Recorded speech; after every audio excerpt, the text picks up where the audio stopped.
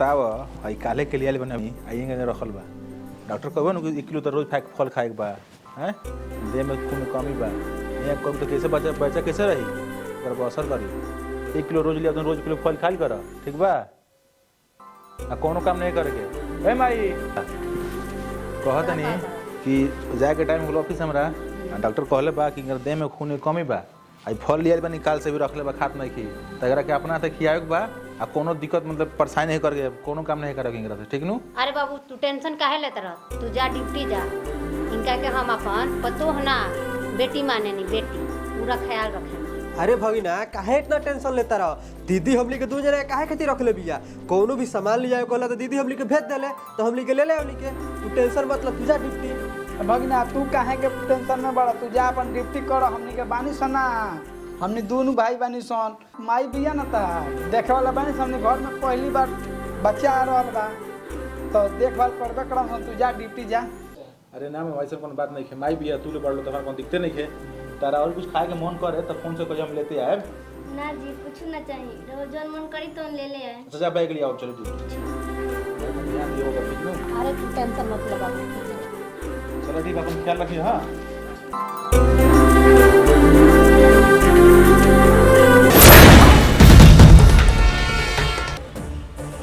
दे हाय बाबा मीट बारे ठीक कहत रह ये बाबू ओ दीदी एगो सुबह खाली अरे खा लो ना तोहरे लोग खातिर का सब बा। अरे हफ्ते मुंह का देखत बा सारा बर्तन पड़ल बा हमरा भाई सन के कपड़ा लत्ता पड़ल बा जाके धो। मम्मी दीदी ना खा के ओकरा बाद कपड़ा लता सब धो देता नहीं। अच्छा खा के धो देतनी आ कमोतार बाप करियो ना जो पहले काम कर।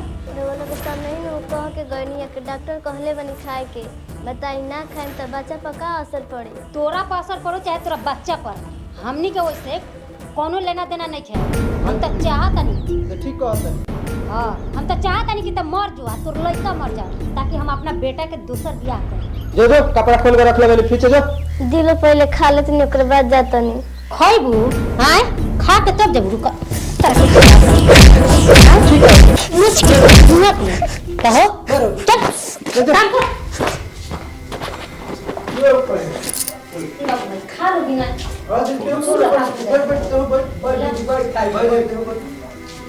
कितना दुबरा गइल बड़ा सुख के एकदम पीली भइल बड़ा दुबरा के हैं हेले रे बाबू इनको ख्याल रखे इधर तू गुरान में है तू लो ए 10 दिन रहलो आ टाइम टाइम से खा लो तारा लोग हम मोटवा ना देहनी तो हमरो नाम ना। अरे काजू किशमिश है का संतरा बड़ा खोट लगा। अरे बाबू काजू किशमिश तो बढ़ले बाटे चलो बात तारा लोग के खिया देता चल दीदी चल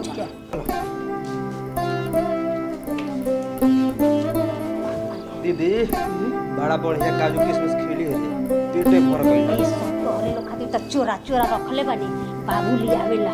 अच्छा दीदी चोरा चोरा रखे रोज रोज खियो ये लाइन का रोज अरे तो तारा लोग के ना खियन तो ओही कुलछनी कम खियावे जाए मैं हम तो चाहतनी कि मर जाओ ओकर लइका मर जाओ ताकि अपना लइकवा के दोसर बियाह कर। ठीक कहते हैं रे बाबू ओकरा आवे के समय हो गइल बा ठीक बा तू लोग यही जी से देखत रहलो हम ओकरा से काम कराव तनी जैसे आई बताइयो लो। ठीक बा दीदी ते जो ओकरा से काम कराव आ ना करी तो मरबो करिए आई भगिनवा जैसे नो ओइसे हम के तोरा के बता देम के ते जो हां हां ना ते अपन को सकाई लगे ठीक देखत रहलो तनी ध्यान दलो तू जो दीदी जो हमनी के देखत है ए भाई ए आरवा गस लोन कि ना ए भाई ए भगिनवा आ गइल होते जल्दी चला दीदी से कहल जा चला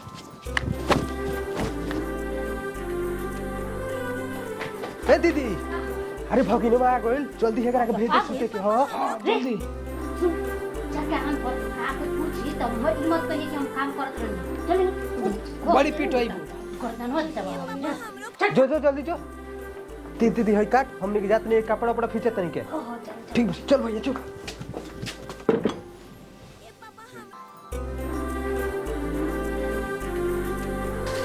हाथ तो चढ़ जाता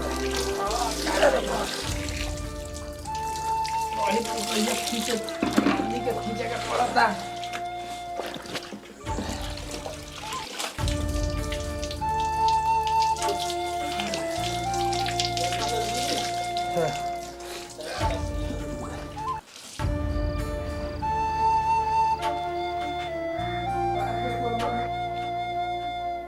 बहुत दिक्कत होता ना।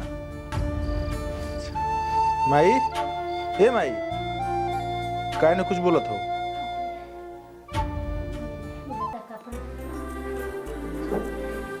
तने मम्मा लोग के दिक्कत बा, इन माइयो गजन होता है, बुझाते को नौकर रखा ही पड़ी। अच्छा ओए का करता रू हो? कहाँ बाड़ू? अबले तो सुतले बाड़ू। ओए उठो, आ तरह से माई रखलो से जाके दिखावे डॉक्टर से। अरे ना जी रौरे तो इंतजार करते नहीं तले सुत गई। जोन पिछले महीने में जांच भई रहे, पिछले महीने में ओकर रिपोर्ट ले लो। आ चलो लेट होता, चल चलो चलो लेट होता, चल आराम से आराम से।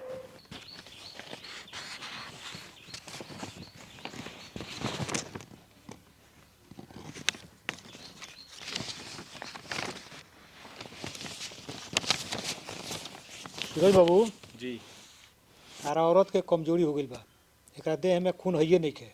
समय से फ्रूट उट दिल कि ना? हैं लिखले रहनी कि भाई सेब संतरा काजू किशमिश देवे के, बुझा तक कुछ नहीं खोल दे, पूरा कमजोर हो गई बिया।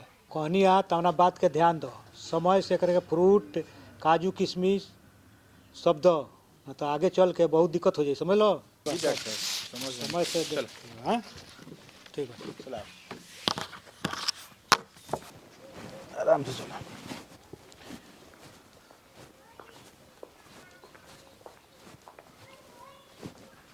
अपना शरीर पर ध्यान दो। तारा लोग के खाए पिए में कोनो कमी नहीं है। माई, हाँ बाबू हम सोच तानी कि तोरो दिक्कते बा, आ मामा लोग के दिक्कत बा, एगो नौकर आके तानी ठीक निकाल से।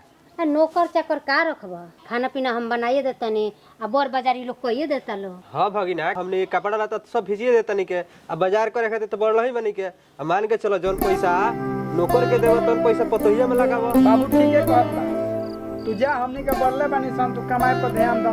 ठीक बा, जैसन तो लोग मर्जी जा तानी।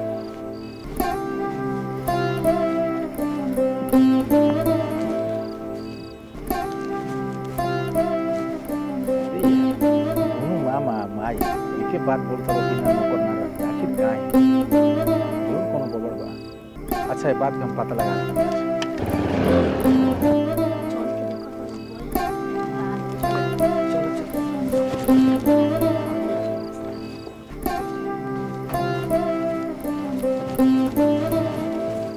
चल सुन दीदी, वो सुत के आराम करती है, तनी ओकरा के मार और के तनी कोनो काम उम कराओ, खाना वाला हम आराम करे तनी। चलो सन, चल चल चलो सन बताओ बुझो। चल तनी। दीदी हई दे महारानी जैसे सुतल भी रे। हाय बाप रे, रे उठ ना बाप भर बड़वा कमो तार बाप करियन का मार सुत हैं?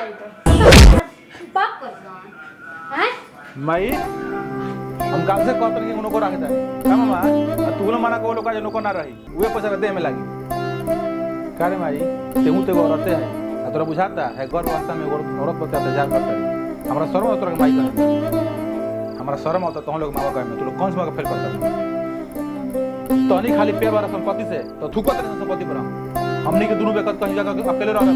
चलो चलो हमनी के नहीं करे लाजी परिवार में। दोनों के चलते हम अपना बेटा से हाथ धो देले बनी। अब जल्दी से इनके भाग दीदी जाए माफ कर दे।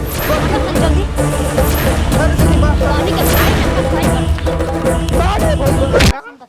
कि हमनी के अरविंद सिंह गोपालगंज पर बनल रहे सिंदूरवा हमार जौन की हमनी के 25 लाख के बजट के बनल फिल्म बा।